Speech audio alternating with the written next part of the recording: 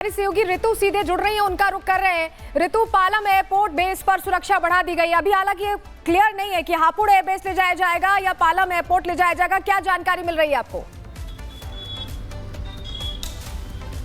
बिल्कुल सलोनी, जिस तरीके से आपने कहा कि अभी क्लियर नहीं है कि हिंडन एयरबेस से जाएगा या फिर पालम एयरबेस जो विशेष विमान है वो लैंड करेगा, लेकिन यहाँ पर आपको एक अहम जानकारी दे दूं। यहाँ पर जो मूवमेंट है, यहाँ यानी कि हलचल जो है वो काफी तेज हो चुकी है। मैं तस्वीर दिखाना, इसके जो दो है वो पर भी आपको पुलिस।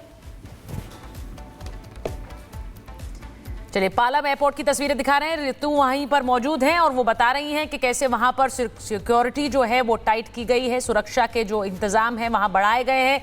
पालम एयरपोर्ट पर तहव्वुर राणा को ले जाया जाता है या पर हिंडन एयरबेस, ये अभी साफ नहीं है। आपको ये भी हमने बताया कि जो तीनों एयरपोर्ट्स हैं उनकी सुरक्षा बढ़ाई गई है। ऋतु के पास एक बार फिर जा रहे हैं। ऋतु, बताइए।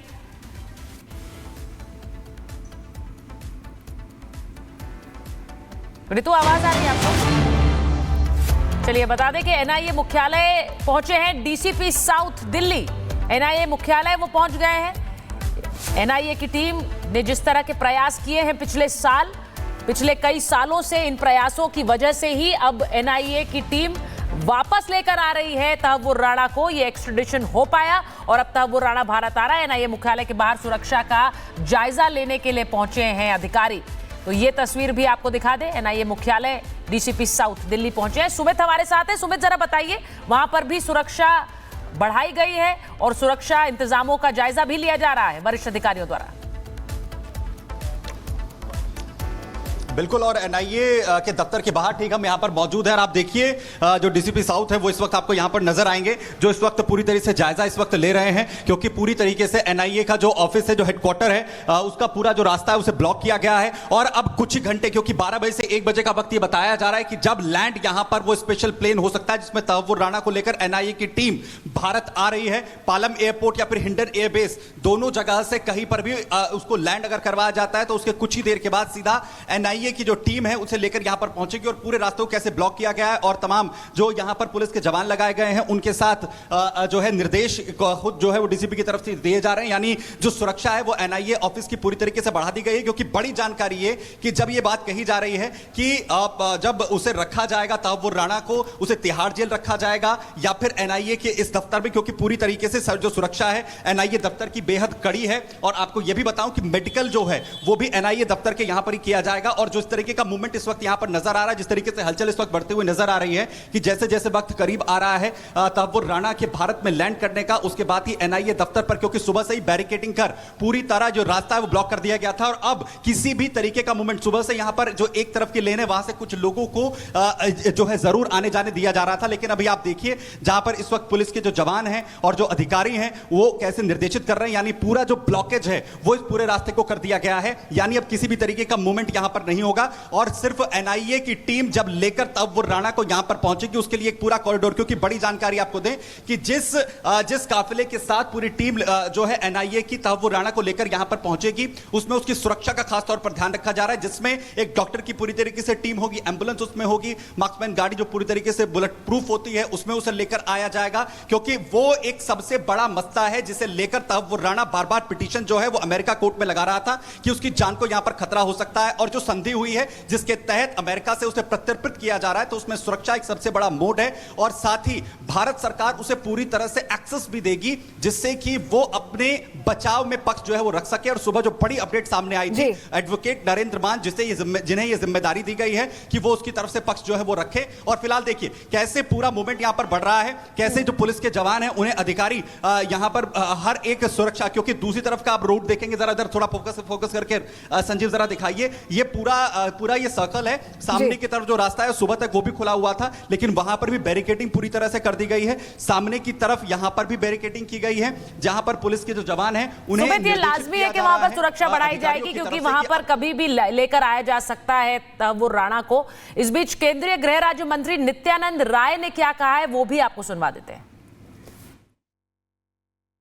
जब से प्रधानमंत्री माननीय नरेंद्र मोदी जी बने हैं तब से देशद्रोहियों पर कड़ी नजर रखी गई है और माननीय प्रधानमंत्री आदरणीय नरेंद्र मोदी जी के नेतृत्व में और माननीय गृह मंत्री श्री अमित शाह जी के मार्गदर्शन में इस देश से आतंकवाद लगभग सफाया की ओर है। और जो भी देशद्रोही हैं, जो इस भारत में अस्थिरता पैदा करना चाहा है, इन 14 वर्षों में उन पर कड़ी कार्रवाई हुई है और कोई देशद्रोही अब बचने वाला नहीं। तो नित्यानंद राय को आप सुन रहे थे, जो इसे कूटनीतिक जीत बता रहे हैं और वाकई में बहुत बड़ा कदम है जो भारत की पहल से यहां संभव हो पाया है। लेकिन इसको लेकर पूर्व एनएसजी कमांडो सुरेंद्र सिंह भी क्या कह रहे हैं, उन्हें भी सुनिए। जब से जो ना इतना बड़ा हमला दुनिया में कहीं नहीं हुआ, इतने हमारे देश के और विदेशों के भी निर्दोष लोगों को उस हमले के अंदर मारा और जिस बर्बरता के साथ मारा उसकी मैं दास्तान चैनल पर नहीं कर सकता हूं। तो मुझे तो खुद जो है ना आज वही मंजर सामने नज़र आ रहा, रोंगटे खड़े हैं हो रखे हैं और बहुत खुशी है। एक ऐसे बड़े जो है ना आतंकवादी को मैं कहूँगा यहाँ लाया जा रहा है और उसको जो है ना आज जब सज़ा मिलेगी, जब उसको फांसी लटकाया जाएगा, तो तब जो है ना देश के अंदर एक खुशी की लहर होगी और ये आतंकवाद ही नहीं, पाकिस्तान के मुंह के ऊपर भी तमाचा है। तो जैसा हमने आपको बताया कि तहव्वुर राणा को तकरीबन 12 से 1 बजे के बीच भारत लाया जा सकता है, लेकिन अभी जो जानकारी आ रही है उसके मुताबिक अलग अलग जगह जहां पर तहव्वुर राणा को आज ले जाया जाएगा वहां सिक्योरिटी अलर्ट्स हैं और लाजमी है वो।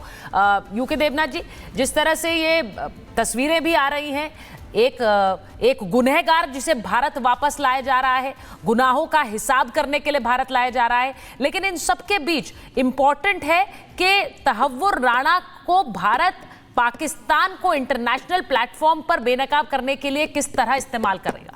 देखिए, भारत को एक गोल्डन अपॉर्चुनिटी मिली है कि पाकिस्तान का जो असली शक्ल है, काला चेहरा है, उसको दुनिया के सामने बेनकाब करे।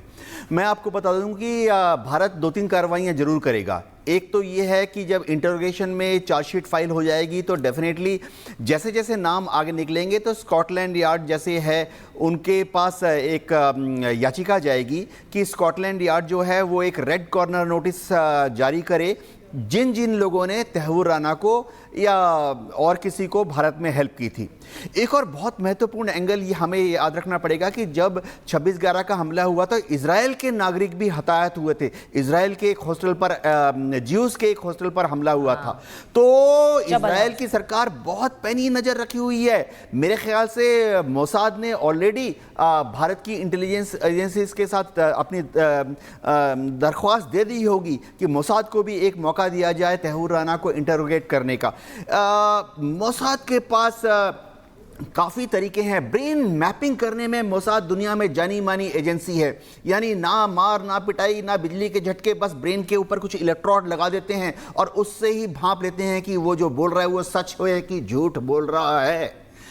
इंग्लैंड की MI5 MI6 भी काफ़ी इंटरेस्टेड होगी क्योंकि उनको मालूम है कि बड़ी तादाद में पाकिस्तानी और शायद कुछ अवांछनीय पाकिस्तानी इंग्लैंड में रहते हैं और वहाँ खलबली मचाते रहते हैं। तो तहव्वुर राणा के इंटरोगेशन से पता लगा कि उसके तार कहाँ कहाँ थे।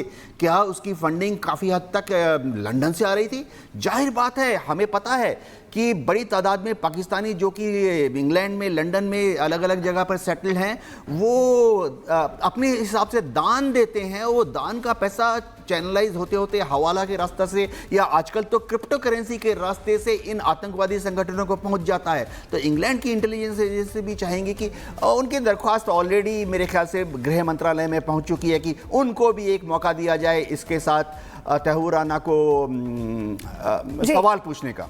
बिल्कुल देवनाथ सर, तो इस पहलू पर भी हम बात करेंगे और विस्तार से, लेकिन इस बीच बड़ी खबर आ रही है, उसका रुख कर लें। जहां आपको बताया एनआईए कोर्ट पहुंच चुके हैं। डीसीपी नई दिल्ली सुरक्षा का जायजा लेने के लिए एनआईए कोर्ट पहुंचे हैं क्योंकि एनआईए ही दफ्तर ले जाया जा सकता है, एनआईए कोर्ट ही ले जाया जा सकता है। ऐसे में हर चीज यहां पर परफेक्टली मैनेज्ड है। इसको लेकर बड़े अधिकारी नजर बनाए हुए हैं लगातार। अभी जो तस्वीरें हम आपको दिखा रहे हैं, एनआईए कोर्ट पहुंचे हैं डीसीपी नई दिल्ली और सुरक्षा का जायजा ले रहे हैं। क्या व्यवस्था है, क्या इंतजाम है, हर चीज का यहां पर वो विश्लेषण कर रहे हैं।